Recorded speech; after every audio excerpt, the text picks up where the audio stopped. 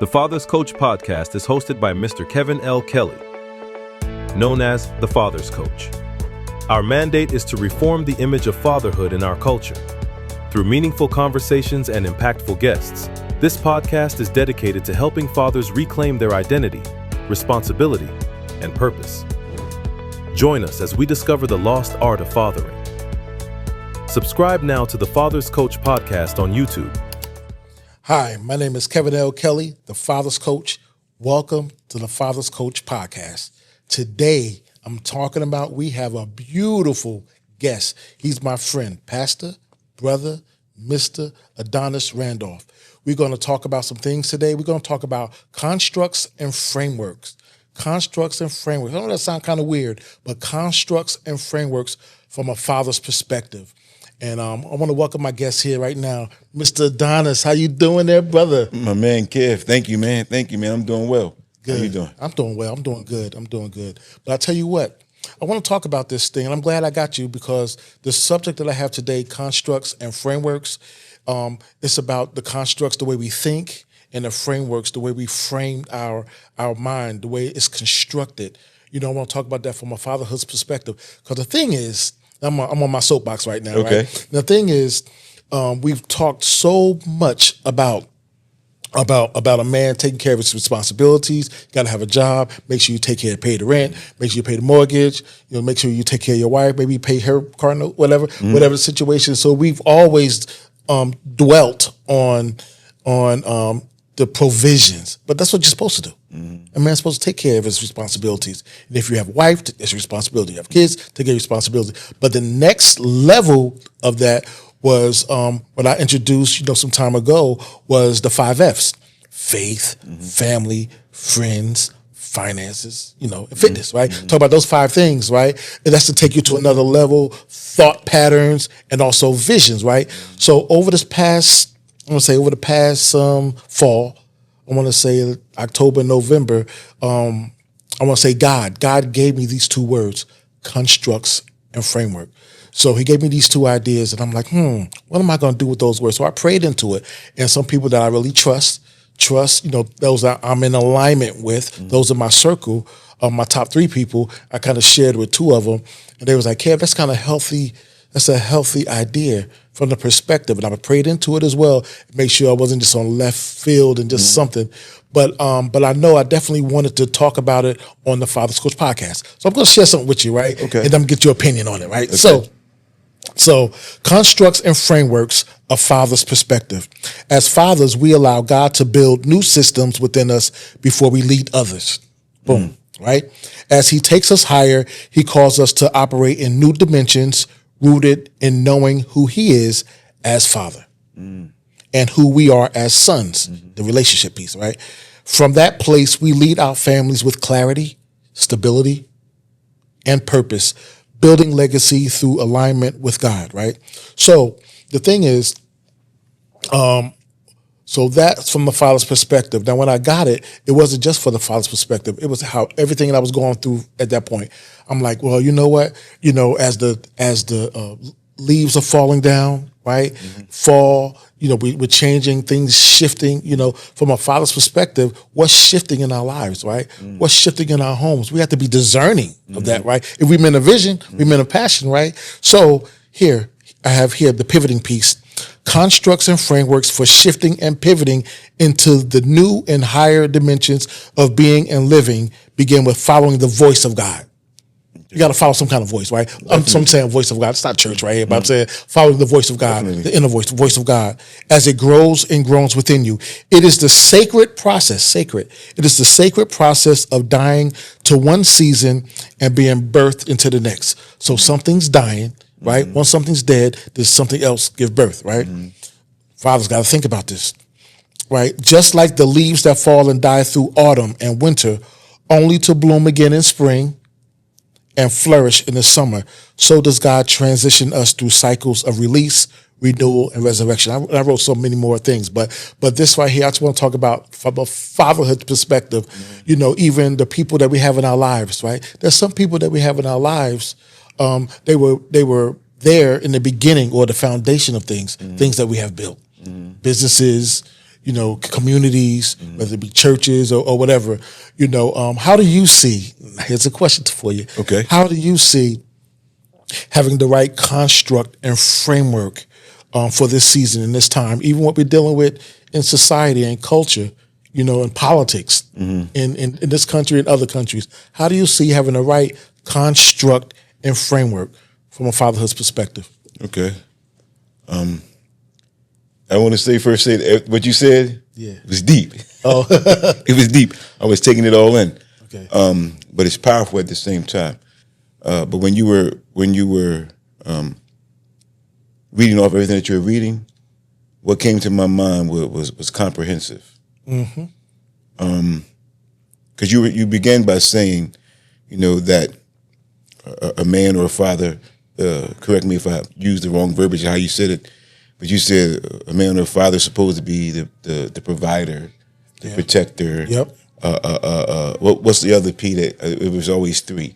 Yeah. Provider, protector, promoter, and you got to be present. Yeah. Well, I'm talking about before, like present wasn't a considered. Like if you think about, maybe you we grew up with a different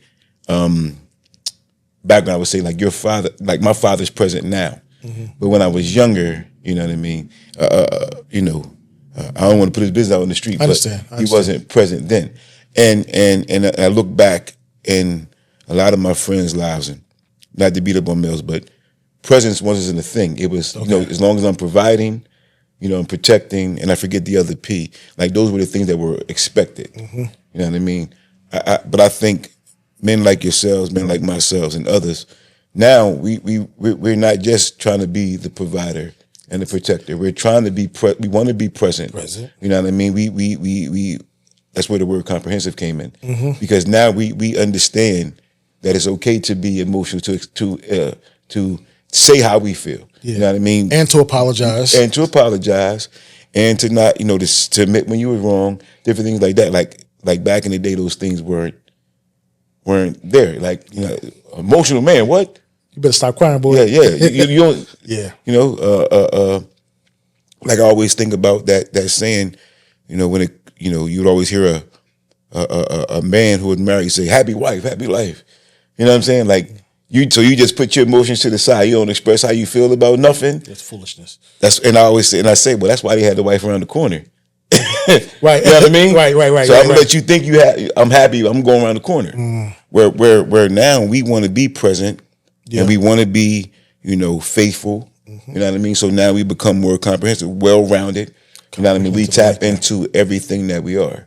I like that. I like that you say comprehensive. Yeah. So you're thinking, you're discerning, and you're learning and growing. My wife and I talked about this last night. Not this, but we talked about the growth mindset, having a growth mindset. So in order to start even tapping into having a growth mindset, you first got to already deal with provision, right? We already go provide. We not fighting that battles, providing and promoting and protecting and all that kind of stuff. You there in the present, you there. You there. And then, like I said, we talk about the 5 F's. You start thinking about a faith, your family, friends, your fitness, your finance. So that's taking care of you. That's being a good steward. Now you said, now we talk about comprehensive, right? Construct. So now a man of vision. Now you start thinking, you're planning ahead. You're thinking about the next 10 years, the next 20 years. Of course you're thinking about that, but you're also thinking about having insurance, whatever, comprehensive. You're thinking about that, but also the emotional side. For sure. We both have daughters. Yes. Right? We both have daughters. And so that's time. So that's the softer side of me, right? Being comprehensive. Yo, how you all right? I was just talking to my daughter today. Yo, you all right? You good? I said, you don't seem like yourself today, whatever. I said, you always talk to me. Gave her a minute. She still didn't talk to me yet. She talked to me, but it was just surface level type stuff. Now I want to find out what's going on with her. Being comprehensive. That's a construct and a framework that I think men across the board need to have. You know what I'm saying? And more of us are tapping into that. Yeah. You know what I mean? I believe that as men, we need to go into the next dimension and have that requirement for other men. Like here, the Father's Coach podcast, right? So the purpose of the Father's Coach podcast is to reform the image of fatherhood in our culture, right? So it wasn't. First, it was just Delaware, then just the regional, right? No, No, go on this podcast. It's everywhere. I want to impact. I want the Father's Coach podcast, the books that I've written, and speaking engagements and all that kind of stuff. Yeah. I wanted to impact 1 million people.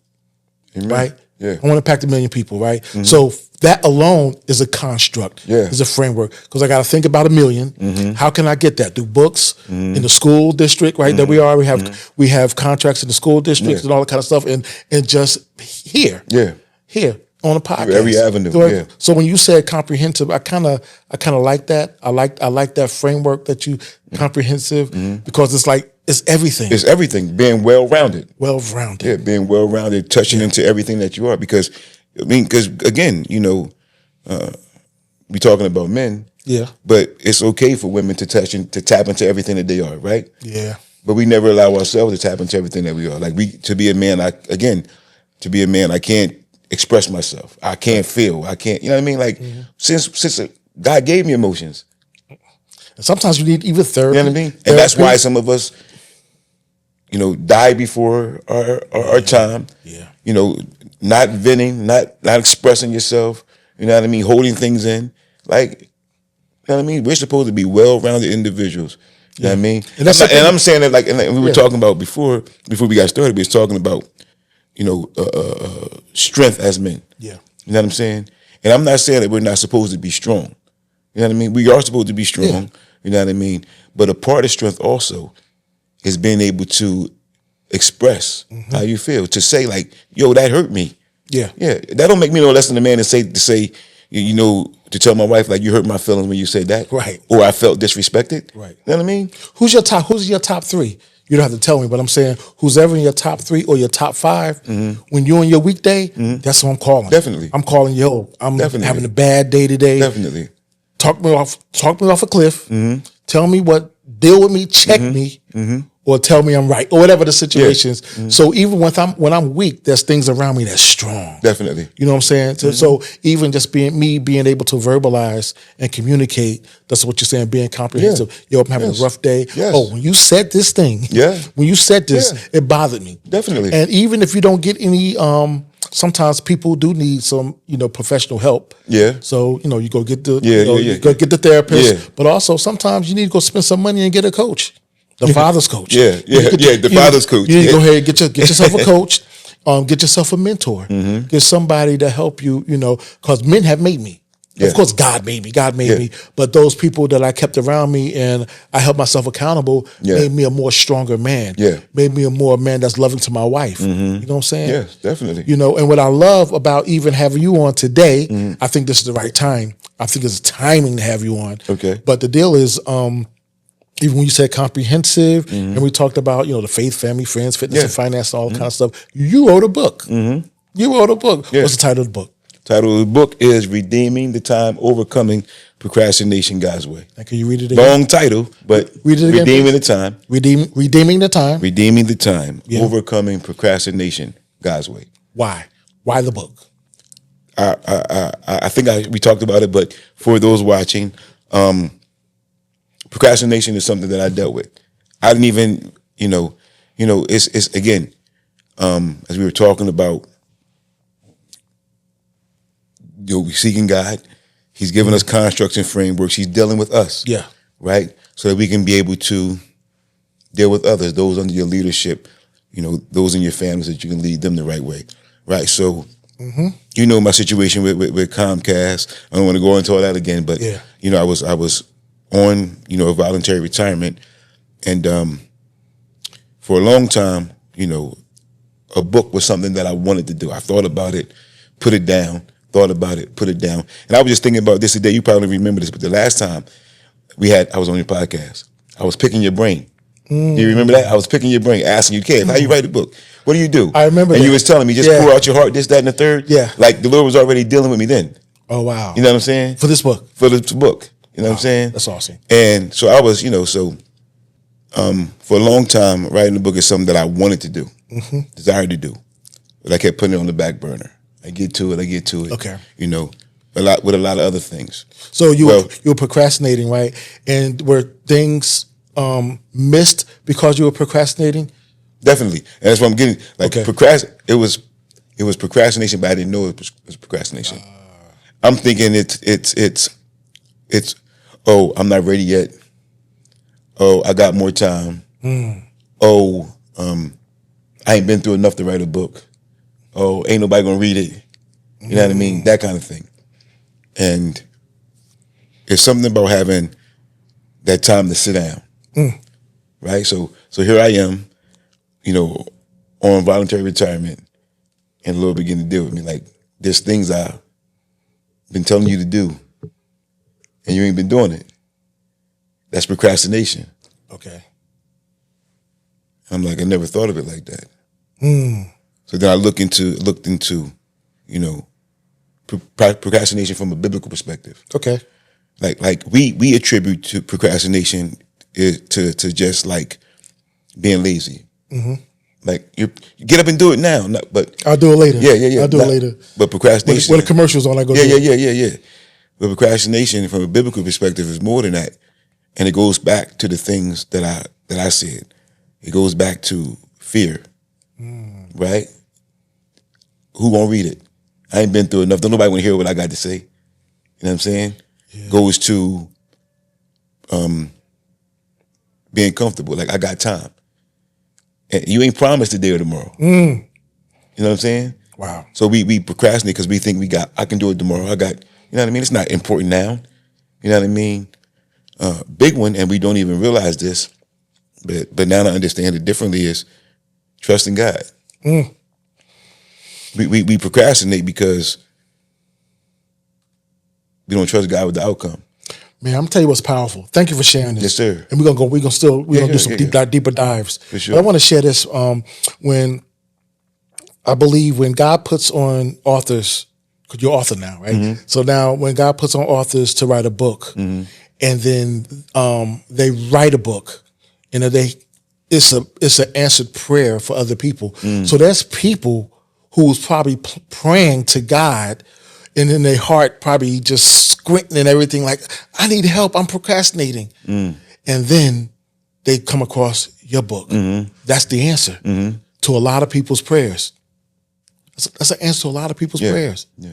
I'm talking about, so I believe that we have to look at, sometimes are we being obedient or disobedient from a biblical perspective? Yeah. If God give you an idea, what you gonna do with the idea? Yeah. Like the idea I had with the constructs and framework, it's an idea, right? But I went and I pushed because it could be an answer for somebody else. Now you wrote this book because you wrote this book, now people all over the world have the opportunity to buy it. Yeah. And it will answer them, because I'm pretty sure you got some instructions in there, right? Definitely. Probably got some real life experiences. Yes. I want you to give me at least a chapter or two titles, and then just share some things that you think that will impact the Father's Coach community. Definitely. Well, let me show the book for those who are watching. This is the book, Redeeming the Time, Overcoming Procrastination God's Way. I gave my brother Kevin his, and before we go into it, I want you to read, the insert that I wrote to you. Okay. To my dear brother and friend Kevin, I love you and thank you for everything. Adonis Randolph. Proverbs 27:17. Amen. And Proverbs 27:17 is the scripture that says, as iron sharpens iron, so a brother, or you can say another person, sharpens another. Yes. And that's what you were, because, you walked me through doing this book. You know what I mean? Like, you helped me a lot.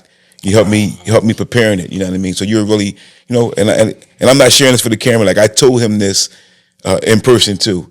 Like, he was really instrumental in helping me get this this project done. You know what I mean? So that dedication is heartfelt. Wow.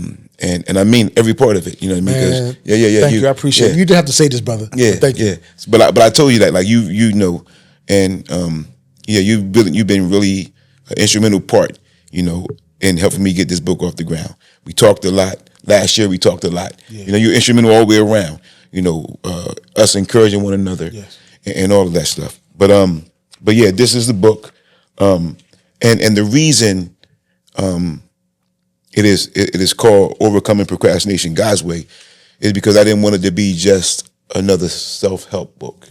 Okay, you know what I mean? I didn't want it to be like a motivational thing. You know what I mean? I wanted people to understand that where procrastination comes from. You know what I mean? Because I was just talking to someone last night on the phone, walking them through some issues. And I was like, if we could really see in the spirit, like when we have disagreements with people, right? And if we could see beyond that person and see who we really arguing with, like who's really behind causing the disagreement and all that stuff. Who's pulling the strings? We would see a demon, an evil spirit, things like that. You know what I mean? And we don't often think, like when it comes to procrastination, that there are things behind it. You know what I mean? Like things, like I said, like fear, like just being too comfortable. Okay. Like lack of trust in God, right? Which leads me to. So I want to, before we go there real quick, because you just triggered something real quick. Okay. So the thing is, so now you were procrastinating. Definitely. And then now you wrote the book. So now are you still a procrastinator? Because you just wrote the book. And this is the thing. Just because you're over something don't mean that you don't deal with it. Still. Okay. So how are you processing yourself through this? Because there's other people probably watching this that's could be dealing with procrastination. So how are you overcoming that? And then we'll go to the 2 chapters. Again, reminding yourself. Okay. You know what I mean? I can't be comfortable because I don't got tomorrow. Like, and That's as it. my dad says, That's it. My dad says people are dying today that didn't die yesterday. You feel me? So That's wisdom right there. Yeah. So you don't. People are dying today that didn't die yesterday. That's so simple. But When my dad said it, I bust out laughing. But it's true. Yeah. But what you don't think about those people is those people had things that they were planning. You know what I mean? Wow. And didn't get around to it. Okay. So we got to be, we got to realize that, and you said it ain't church, but I mean, we men of God gonna come up anyway. Wherever we are. We out of church. Yeah. Wherever we talk, we God's men. God's gonna come out. You know what I mean? Yeah. So I learned to stop apologizing on the job and all that kind of stuff. Yeah, don't It's just who I am. So we got to realize, like, when God drops something in your heart, drops something in your spirit, drops something in your mind, you know what I mean, to do, start working on it. Okay. Because you ain't got the next minute. Okay. Like, the next minute is not promised. Can you tell the audience right there what you just said? The next minute is not promised. You know what I mean? So when God drops something on your heart, in your spirit, in your mind, because he drops things in all of those areas, begin to work on it. Because again, we be like, I get to it, and then what happens? We never get to it. You know what I mean? Wow. Or an idea comes to your mind, and then you don't move on it, or you don't even write it down, and you forget about it. Wow. Until God graces you for it to come up again. You know what I'm saying? If He graces you for that. Yeah. Wow. So let's get to those 2 chapters. Let's get to those two titles of the chapters that you think is really that will impact the lives of the viewers here. Yes, sir. So to answer your question real quick, that's how I shake myself now, because I know where it comes from. I remind myself, you don't have tomorrow. You know what I mean? And then a big thing that's really, really freed me, and I hope this frees a lot of people. Like, when God places something on your heart, again, we both started ministries. You know what I'm saying? And we forecast, we get vision, all that stuff, which is wonderful. But really, when I'm trusting God, I got to leave the outcome to Him. Yeah, that's good. You know what I mean? When He tells me to begin something, we want to get to figuring it out and all that kind of stuff. How that's going to happen? He said, do it. The outcome is on Him. The results is on Him. And again, so now I'm reminding myself, when I begin to hesitate, you know what I mean, or begin to delay on doing things, like, nah, God said do it. If He said do it, He gonna work out the outcome. You know what I'm saying? So you ain't got tomorrow, right? So stop being comfortable. Right. Really trust God. You say you trust God, really trust Him. He gonna deal with the outcome. You know what I mean? And then don't be afraid of who doesn't. There's somebody out there that will benefit from it. They will benefit. That's good. I like that. So I'm gonna give you. Yeah. I gotta give that out. That's good. That's good stuff. Yeah. So I wrote myself some little notes. The first chapter of the book. Yeah. Is where procrastination comes from. Okay. Again, and like I said, I wanted to touch on it biblically because I didn't want it to just be another self-help book. Because truth be told, there's a lot of books on how to do more and how to, you know what I mean? But I didn't want it to be a do more book. Okay. You know what I mean? So the first chapter I think is really beneficial, is really covering like why we delay, why we do it. Okay. Like why we don't step out on faith, as we say. Okay. You know what I mean? And what it really is fear. Fear. You know what I mean? Some of it can be laziness, but not always.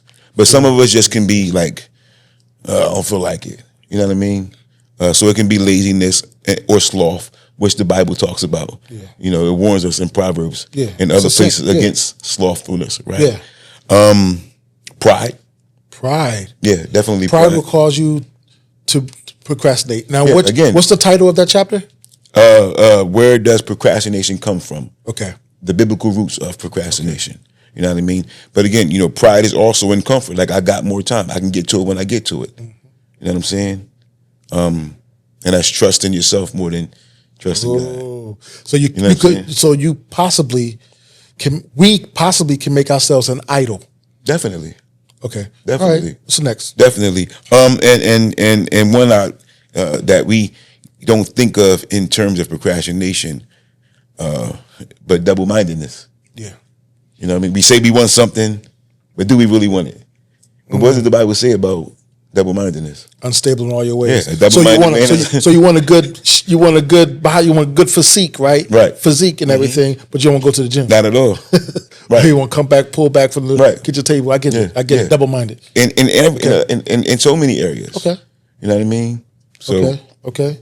Yeah, second chapter is what are the effects of procrastination or the biblical consequences from procrastination, pretty much what it costs us. You know what I mean? Because we don't think that procrastination costs us anything, but it definitely does cost us. It costs us. So what did it cost you?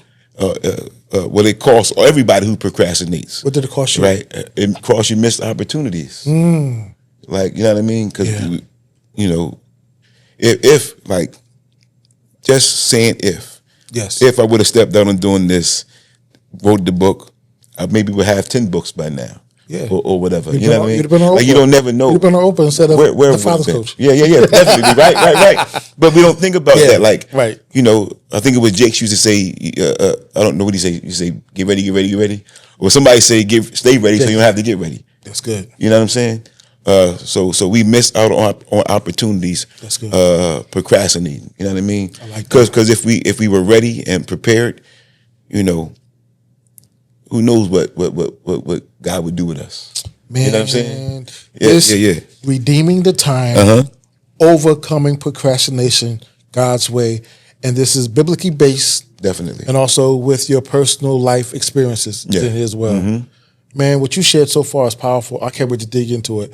I'm glad I waited and didn't buy it sooner because now I got it. Yeah, I give biblical examples, scripture throughout it. Yeah. And then real life examples to help people, you know, see it from their perspective. You know what I mean? And then also there's a 30-day challenge at the end to walk people through. So finish up with this 30-day challenge. All right, finish up with this 30-day challenge and talk to the camera. Okay. Well, the 30-day challenge is at the end of the book. After you work your way through the book. At the end, you're going to come up to a 30-day challenge, which is a month, right? And it's going to walk you. Oh, there's also a journal after each chapter. Like, so just 2-3 questions at the most. Okay. You know what I mean? To ask you how, you know, the previous chapter that you just worked through spoke to you. Okay. And what stuck out to you. So we got a minute left, right? So how can people reach out to you? You can reach me, Adonis Randolph. Can you spell that? Yes, Adonis. Thank you. Randolph on Facebook. Also, the book is on Amazon. It's on Amazon. If anybody wants to look into it, you know. And basically, really, what I want from the book, Kev, is for people to understand what procrastination is, where it comes from, and really, you know, overcome it by trusting God and really trusting Him. Yeah. You know what I mean? Thank you for coming, my brother. I really appreciate you. This ties into, you know, the constructs and frameworks, the whole, I believe where the Father's Coach podcast is going. And I'm glad that I have you in this series of constructs and frameworks, talking about redeeming the time, Overcoming Procrastination God's Way. And your book and the link to your book will be on YouTube. So just know that. Definitely, man. I appreciate you, Kev. I appreciate you, man. Thank you. Thank you for doing what you do. You're impacting thousands, already just on this podcast. And I really appreciate you. Tell your wife, give her a salute. Yeah, your daughter, give them a salute. Both of your daughters, give them a salute from the Father's Coach, Kevin. Same to you. I appreciate you. Take care, man. And welcome. I'm telling you, this guy is good. Pick up this book. This Please is good. do. I'm telling you. Please do. Pick it up. Thank you. Subscribe now to the Father's Coach podcast on YouTube.